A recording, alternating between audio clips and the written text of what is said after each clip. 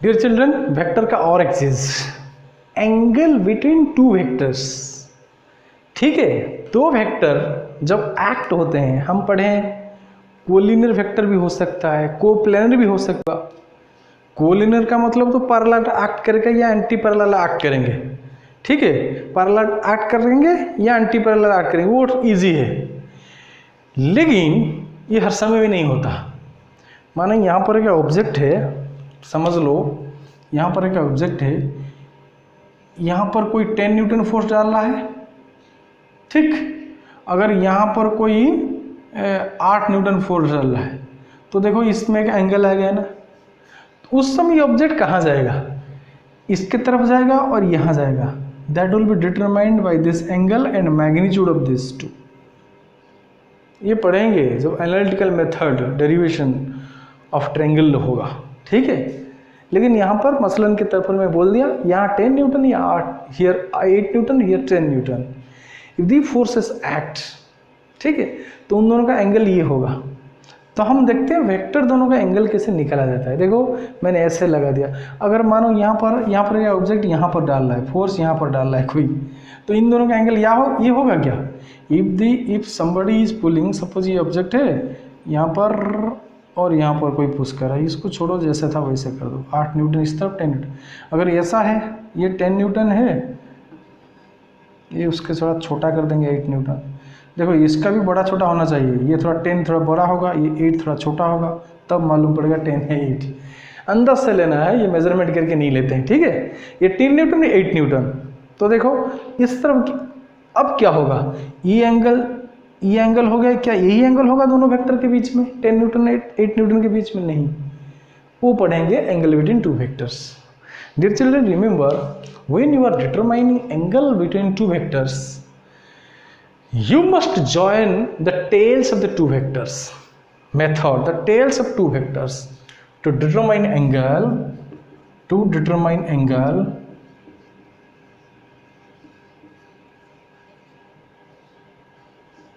the tails of two vector should meet first, second tail अगर मिला नहीं रहा, और दूसरा तरीका भी है। दूसरा तरीका क्या है? एंगल इज डिटरमाइंड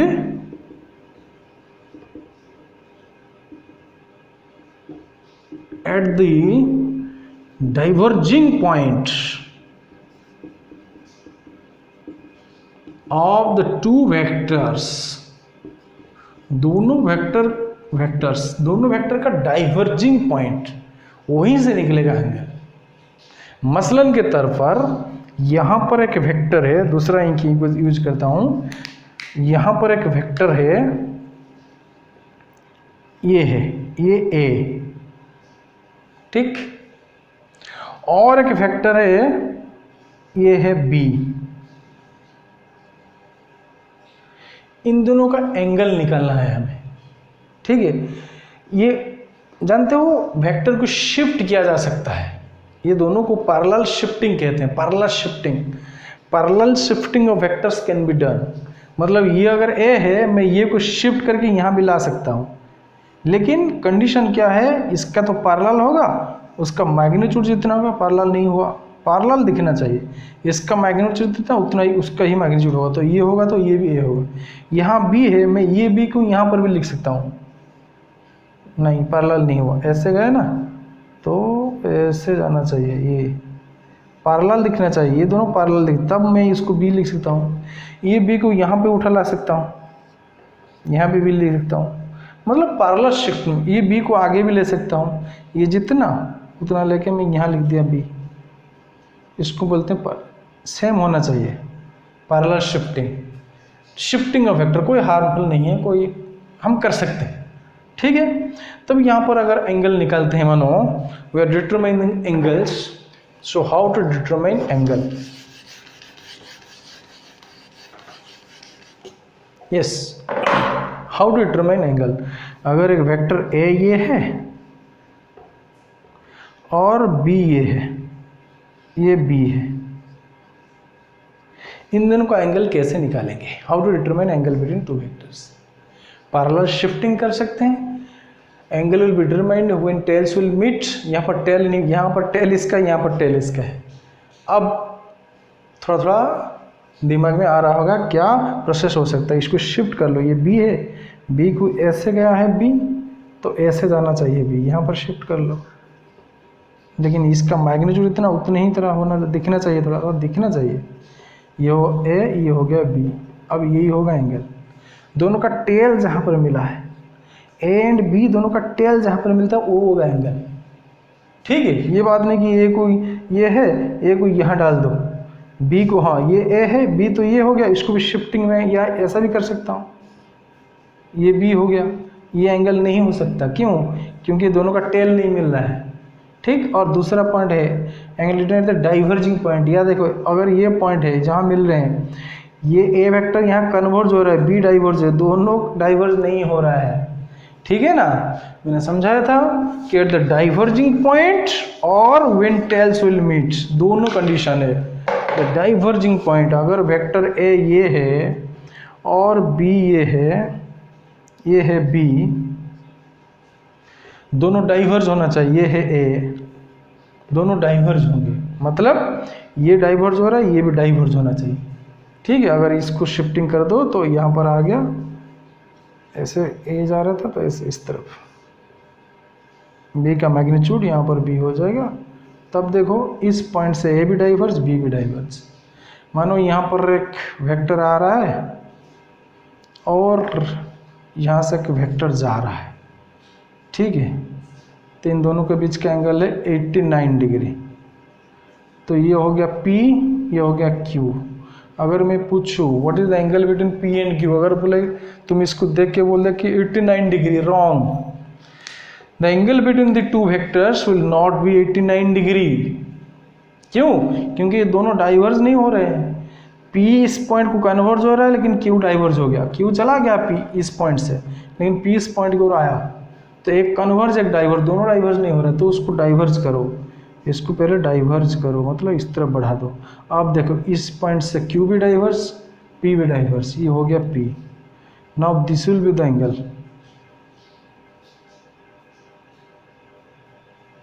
अगर ये 89 है तो ये कितना होगा?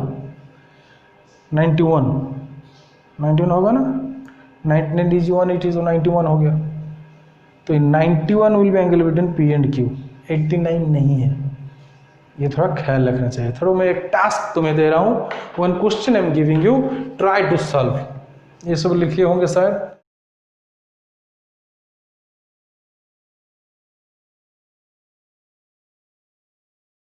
टास्क किया है डिटरमाइन, पहले क्वेश्चन दे देता हूँ, ये बहुत इंपॉर्टेंट है फिजिक्स के लिए। ये लाइन सब खींच लेना, रेफरेंस ले लेना। इस तरफ जानते हैं ईस्ट, इस तरफ है west, this is south, this is north. ठीक, ये तो जनरल मैप है। तो मुझे निकालो, यहाँ पर एक वेक्टर गया ऐसे,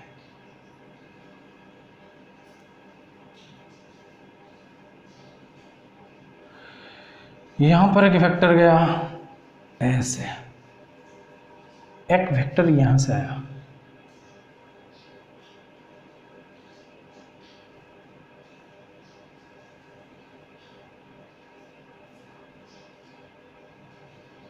ठीक है। देखो गौर करना उनका डायरेक्शन, इसका डायरेक्शन ये है, इसका डायरेक्शन ये है, लेकिन इसका डायरेक्शन इस तरफ है ऐसे। ये एंगल जो है, ये एंगल है 10 degree. This angle is 65 degree and this angle is 40 degree ले लो। ठीक, क्वेश्चन क्या है? Question find angle between number 1 A and B. इन तीनों का वेक्टर का नाम दे दो, ए बी सी दे दो। ये हो गया ए, रेड पेन यूज करते हैं। ये हो गया A, this is B and this is सी।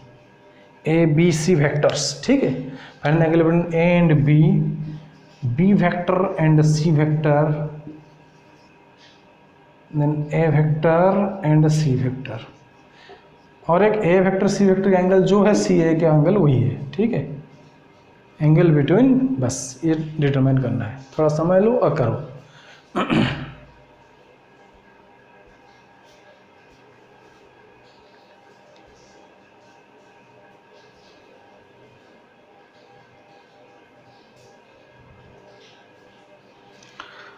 ठीक है, ट्राई कर लिया। अब देखो, या तो पॉज करके ट्राई कर सकते हो, तो देखो find angle between A B, B C and A and C. देखो डाइवर्जिंग पॉइंट, देखो ए एंड बी ये तो डाइवर्जिंग पॉइंट है, तो ए बी का एंगल ये टोटल एंगल है, ये ए बी का एंगल हो गया। अब if this is 50, this will how much, this will be, this is 40 मतलब दिस इज 50, बिकॉज साउथ के साथ ईस्ट 90 डिग्री करता है। So now this is 50, this is 65. So angle between A and B how much?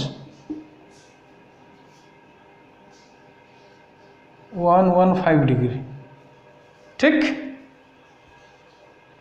अच्छा next, ये 115 ठीक हो रहा है, 5 5, हाँ ठीक है। अब ये A, ये B and C, B and C, B and C angle, ये एंगल B एंड C। अब now this is 65, this will be how much, 90 minus 65, how much?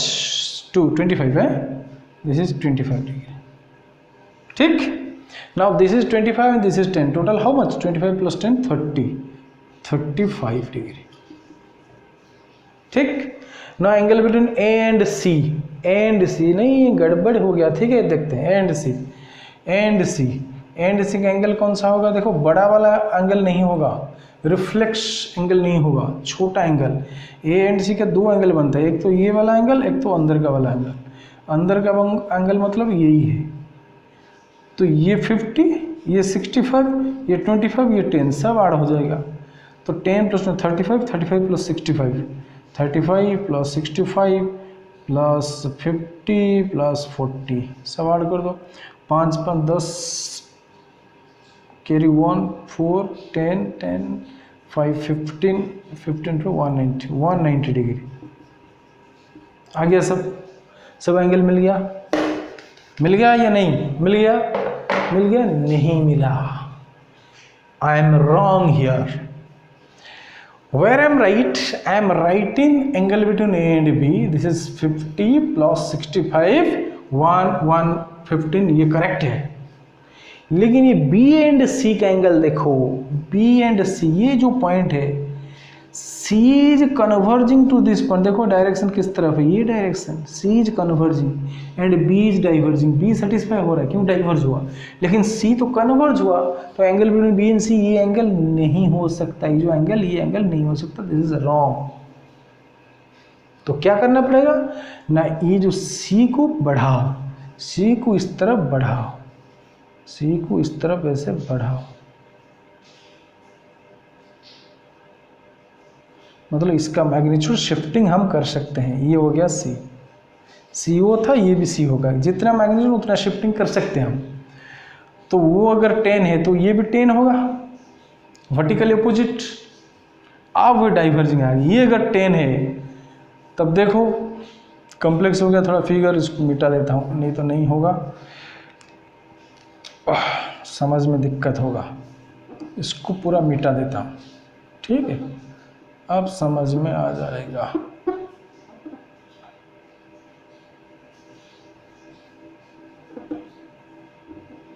ये तो 50 है, छोड़ो, ये तो 40 है, बस। अब देखो नाउ एंगल, ये तो सही है, होगा ना, angle between B and C, B ये है, C ये है ना, angle between B and C will be this, ये वाला नहीं, ये इनसे छोटा एंगल होता है, क्योंकि हम अगर वेक्टर को खींचा जाता है तो the effect of this two vectors will be in this area, ये एरिया भी नहीं होता है।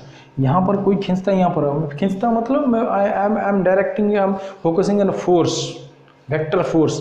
अगर इस तरफ कोई खींचता है, उस तरफ कोई खींचता है ऐसे, तो ये effect on the body will be in this region, ये रीजन का नहीं होगा। तो इसलिए what is the smallest angle in between two vectors that will be taken, not that bigger reflex angle, ठीक है। तो ये BC का एंगल ये है, ये पीछे वाला ये भी तो एंगल है, लेकिन ये वाला कंसिडर नहीं होगा, मैंने बोला ना ये वाला नहीं होगा, ये एंगल नहीं होगा। ठीक है, क्या यहाँ पर इफेक्ट नहीं पड़ता, इफेक्ट इस एरिया में पड़ता है। तो B ये अभी ये एंगल निकाल सकते हो, ये 40 50 65 खत्म, 40 50 हो गया क्या है, ये 40 ये ऐसे क्यों, टोटल 40, हाँ टोटल 40, यस टोटल 40 है, ये टोटल 40 है। तो ये कितना है, ये 10 टोटल 40, तो ये हो गया 30, यहाँ से ये हो गया 30, यहाँ से ये हो गया 30, ये हो गया 50, हो गया 65, 30 प्लस 50 80, 80 प्लस 65 ऐड कर दो, जो हो गया 145, ये हो गया 145, ये रॉन्ग है, तो 145 degree is correct, 145 degree is correct. अब देखते हैं एंगल बिटवीन ए एंड सी, ए इस तरफ है, सी ये वाला नहीं है, सी अब ये है, तो angle between A and C is this, ये तो 30 निकल चुके हैं हम, total is 40, this is 10, so this is 30, ये 190 नहीं होगा 30 डिग्री होगा। ठीक है, गलत, हाँ ठीक है ठीक है ठीक है ठीक है ना, ये तो 40, so this is 10, so this is 30, and the angle is 30, yes right. In this way angle is determined. ठीक, thank you very much, bye bye.